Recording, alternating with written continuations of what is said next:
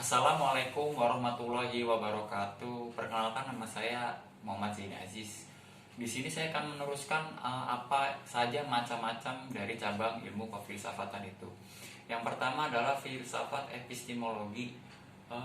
Pengetahuan ini kita sering mendengarnya tapi tidak mempunyai hubungan secara langsung dengan pengetahuan kita tentang definisi epistemologi secara bahasa, yang artinya pengetahuan tentang pengetahuan dalam sebuah kajian ilmu pengetahuan. Jadi di sini tuh mencakup ruang lingkup ilmu pengetahuan dari kefilsafatan itu. Dan yang kedua ialah filsafat etika atau filsafat moral. Istilah ini berasal dari bahasa kata Yunani kuno, bentuk tunggal kata etika yaitu ethos, sedangkan bentuk jamaknya ia eta. Memiliki sebuah arti tempat tinggal yang biasa, padang rumput, akhlak atau kebiasaan, perasaan, sikap, serta cara berpikir mengenai sudut pandang kefilsafatan itu. Yang ketiga ialah filsafat logika, yang dimana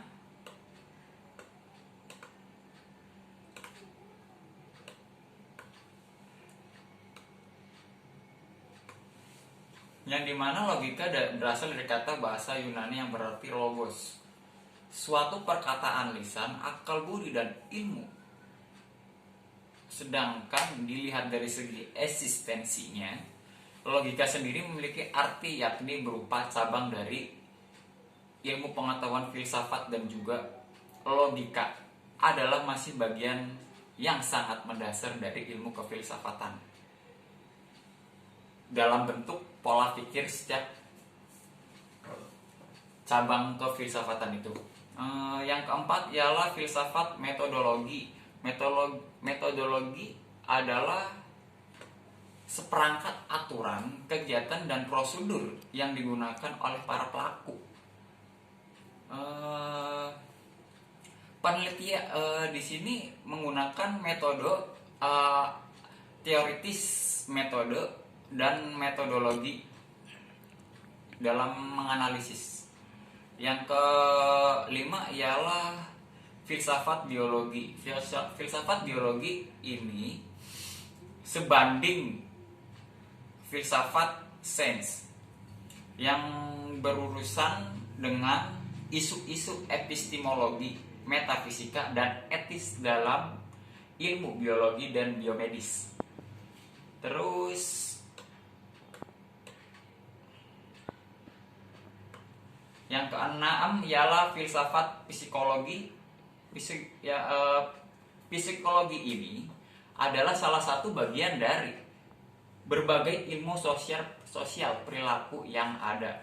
Jadi bentuk filsafat psikologi ini adalah tingkah laku atau watak seseorang. Bisa diartikan seperti itu.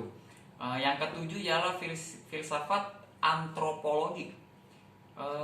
Antropologi merupakan filsafat yang membahas tentang manusia, yaitu sebuah ilmu yang mempelajari manusia dari segi keanekaragaman fisik serta kebudayaan, cara berperilaku, tradisi serta nilai-nilai norma yang dihasilkan sehingga setiap manusia yang satu dengan yang lain berbeda-beda. Yang kedelapan ialah filsafat sosiologi.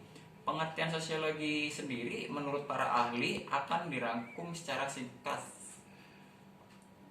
Sosiologi merupakan perpaduan dua kata dari bahasa Latin, yaitu Latin dan Yunani, yang artinya kawan dan juga ilmu pengetahuan, seperti itu. Yang kesembilan ialah filsafat estetika atau filsafat seni. Filsafat ini adalah suatu ilmu yang mempelajari segala sesuatu yang berkaitan dengan keindahan, mempelajari semua aspek yang disebut keindahan, serta berhubungan dengan sifat dasar nilai-nilai normal atau normal dari sebuah karya seni.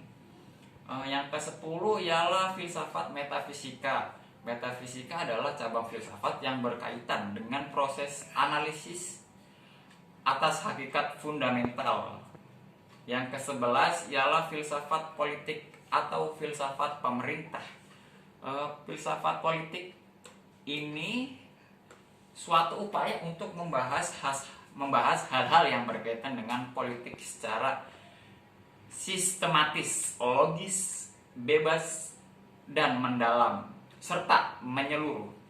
Yang ke-12 ialah filsafat agama, yang dimana sebuah antropologi metafisika yang harus bersifat teologi dasar, yaitu manusia sebagai pribadi yang bebas, tidak berhadapan dengan Tuhan yang mungkin mewahyukan diri. Yang ke-13 ialah filsafat pendidikan, yang dimana teori atau ideologi pendidikan yang muncul dari sifat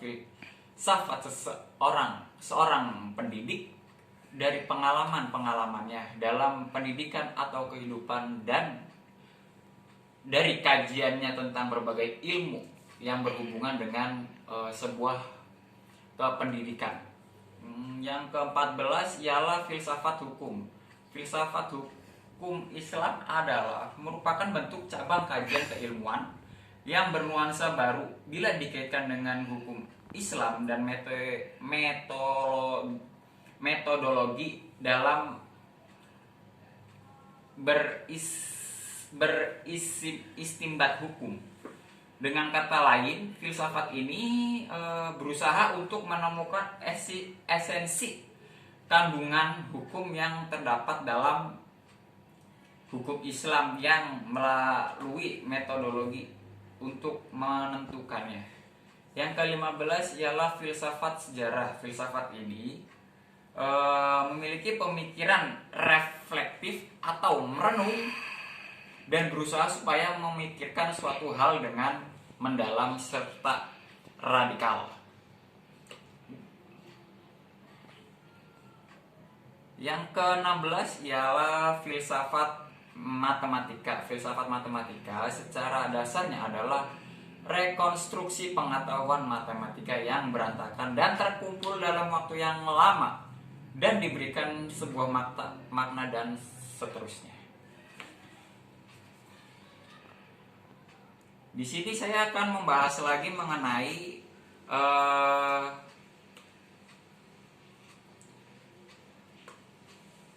cabang-cabang ilmu filsafat.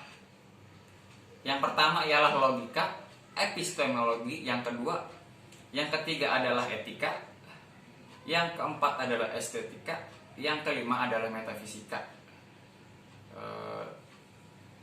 Dari situ kita bisa merangkul berbagai cabang-cabang filsafat. Mungkin dari saya sekian dan terima kasih. Bila ada tutur kata yang tidak berkenan, saya mohon maaf. Wassalamualaikum warahmatullahi wabarakatuh.